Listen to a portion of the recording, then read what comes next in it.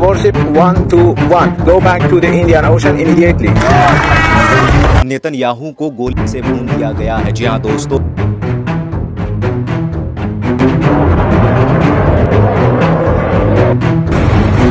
Ateşkesin ilan edildiği gün İsrail 250 wouldn't really speak about any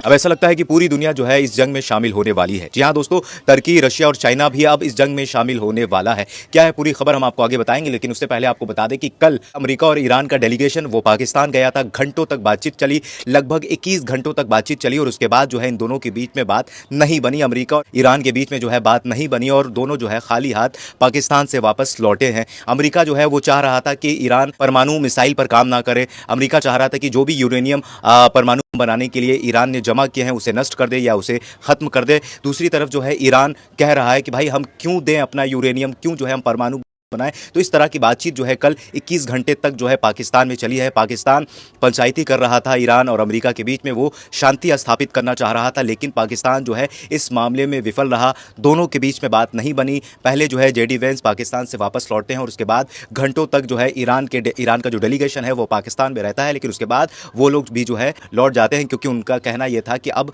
यहाँ कोई हमारा काम नहीं है और अब हम किसी टेबल पर बैठकर बात नहीं करेंगे।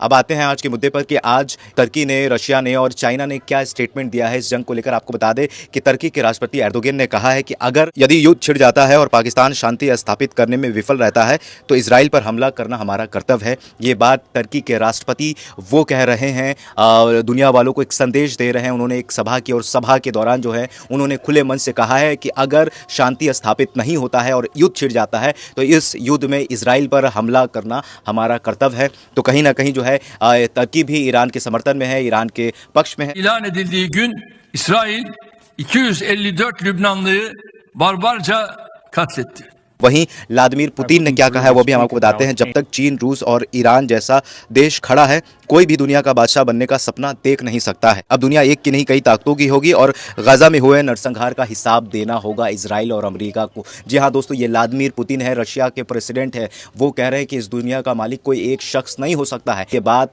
व्लादिमीर पुतिन जो है रशिया के प्रेसिडेंट है वो कह रहे हैं। world should have any hegemons because no one is जब कल पाकिस्तान में अमेरिका और ईरान का डेलीगेशन पहुंचा, तब इन लोगों के बीच में जब वार्ता चल रही थी, तब उस दौरान जो है गैर कानूनी तरीके से अमेरिका का युद्ध पोत जो है वो स्टेट ऑफ हार्मोस में गैर कानूनी तरीके से घुसने की कोशिश करता है, लेकिन ईरान ने जो है उस युद्ध पोत को रोका और लगभग ऐसा लगता है कि उस युद्ध पोत को डुबा दिया है। जी हाँ दोस्तों, ये सारी जो खबरें हैं वो कल की खबरें हैं कि कल इस्लामाबाद में जब डेलीगेशन हो रहा था तब जो है किस तरीके से अमेरिका जो है बैकडोर से स्टेट ऑफ हार्मोस को पार करने की कोशिश कर रहा था। Warship 121. Go back to the Indian Ocean immediately. of every dollars to the United States are over.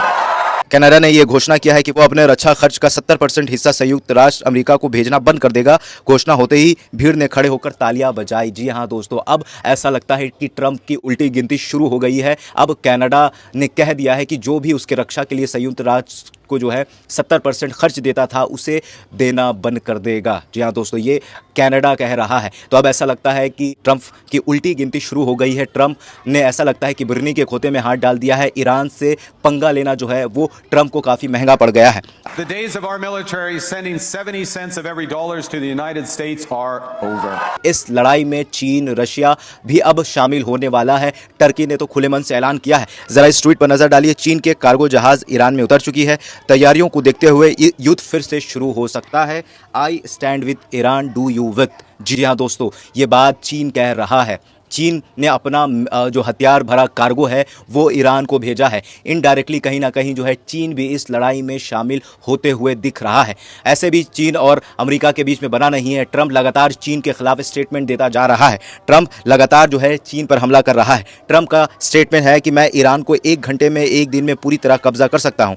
उनकी एनर्जी पूरा कंट्रोल करता हूं। ये बात ट्रंप कह रहा है, जो एक टेबल पर बैठकर बात नहीं कर सका, जिसने पीठ दिखाकर जो है वो अमेरिका चला गया। जेडी वेंस जो ईरान के सामने एक टेबल पर बैठा था, वो बातचीत करना चाह रहा था, परमाणु में जो भी परमाणु हथियार को बनाने को लेकर उसे रोकने की कोशिश कर रहा था, जिसे वो रोक नहीं पाया, वापस उसे खाली हाथ लौटना पड़ा। तो ये सारी बात जो है ट्रंप कह रहा है। ट्रंप एक बड़बोला इंसान है। आपने देखा होगा कि युद्ध शुरू होने से पहले और अभी तक किस तरीके से वो बड़बोलापन उनका दिखता है, और उसके बाद जो है वो अपने ही स्टेटमेंट से पीछे हटते हुए नजर आता है। अब चीन के खिलाफ ने भी ट्रंप क्या कहा है वो हम आपको बताते हैं। चीनी कारें यूरोप को बर्बाद कर रही हैं क्योंकि वे मर्सिडीज और BMW से बिजनेस छीन रही है। हमारे देश में कोई भी चीनी कार नहीं है। जी हाँ दोस्तों, ये चीज़ जो है ट्रंप चीन के खिलाफ कह रहा है कि चीन की जो भी गाड़ियां हैं या जो भी चीज़ें हैं वो कहीं ना कहीं लोगों को बर्बाद कर रहा है। तो इस तरह का स्टेटमेंट, अनर्गल स्टेटमेंट जो है वो ट्रंप दे रहा है। दूसरी तरफ ट्रंप ने कहा है कि स्ट्रेट ऑफ हार्मोज जापान के लिए बेहद अहम है। उसे लगभग करीब 93% तेल यहीं से मिलता है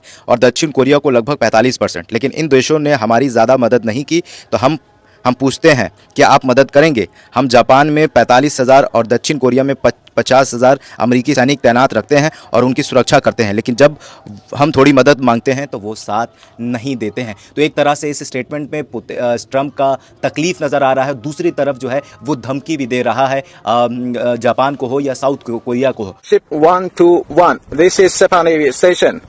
You must alter course and go back to the Indian Ocean immediately. उस जलमंडूप मध्य की ओर बढ़ने वाले युद्धपोतों को कड़ा निर्णायक जवाब दिया जाएगा। यदि अमेरिका जमीनी हमला करता है तो 10 लाख से अधिक सैनिक को तैनात करने की तैयारी पूरी है, जो बड़े स्तर पर तनाव बड़ा संकेत है। जी हाँ दोस्तों, जो बड़े स्तर पर तनाव पैदा कर सकती है, ये संकेत जो है बात जो है वो ईरान के सोशल मीडिया हैंडल पर अपलोड हुआ है। ईरान के जो प्रवक्ता हैं, सैन्य प्रवक्ता हैं, वो संदेश दे रहे हैं। दोस्तों, कल जब 2 हफ्ते के लिए शांति स्थापित की गई, 2 हफ्ते तक कहा गया कि किसी भी तरीके का जंग नहीं होगा, तब इजराइल जो है मासूमों की हत्या कर रहा था, सिविलियंस पर जो है बम दाग रहा था, सिविलियंस को जो है मार रहा था। लगभग 300 से ज़्यादा लोग जो है मारे गए हैं और लगातार लेबनान पर वो हमला कर रहा है, सिविलियन पर हमला कर रहा है। तो कल रात हिजबुल्लाह ने भी बहुत कड़े तरीके से, कड़े लहजे में जवाब दिया और हमारे स्क्रीन पर आप देख सकते हैं कि किस तरीके का जो है कल हिजबुल्लाह ने इजराइल पर हमला किया है। हिजबुल्लाह आज रात हमेशा की तरह हमें सरप्राइज देगा, और जो सरप्राइज कल रात हिजबुल्लाह ने दिया है वो काफ़ी खौफनाक मंजर था। देखिए कि किस तरीके से इजराइल पर जो है हमला किया। दूसरी तरफ इस वीडियो को देखिए कि कल जब डेलीगेशन पाकिस्तान पहुंचा, ईरान और अमेरिका पहुंचा, तब पाकिस्तान की जो आवाम है वो खामनेई के पक्ष में नारा लगा रही थी। जरा इस आवाज को सुनिए।